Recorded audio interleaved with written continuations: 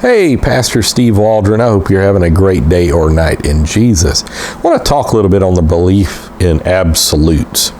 And this is something that I think really needs to be said. Because, in the foundations of modern science, the 1600s, Galileo Galilei, Isaac Newton, and so many others, that they had scientific laws. There were these laws that were basically inviolate, that, sun's going to rise, sun's going to set. You can figure out when Easter is for decades in advance. You can figure out tide charts, precision, that God created a precision universe. There's absolutes, that when you step on the floor, that it's going to stand your weight. When you build a house, you have electricity, certain standards or certain absolutes. Change, in our money is an absolute. A dime is a dime. It's not 0.98 cent. It's not 0.82 cent. It's a dime. It's 10 cent. And so you're alive. There's certain absolutes in the world. You have a soul. Everybody has a soul. Your soul's eternal. Where is it going to spend eternity? So there's certain absolutes in the world.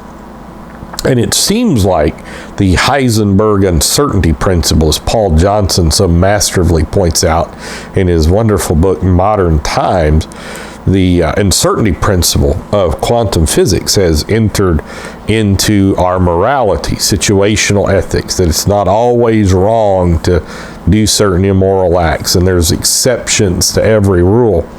And this is getting into realms of science and different things like that.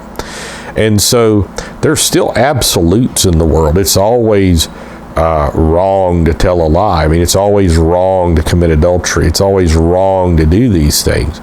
And so we need desperately to get back. Jesus Christ says he's the same yesterday, today, and forever. He is the Lord. He changes not.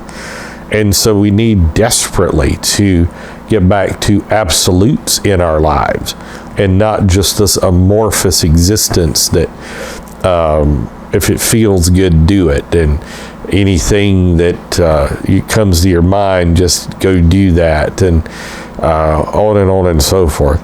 And so just as science was founded on absolutes, there's absolutes in morality. There's a heaven, there's a hell, there's no middle ground, And so I think the belief in absolutes is something the Scripture teaches. It's absolutely something Scripture teaches.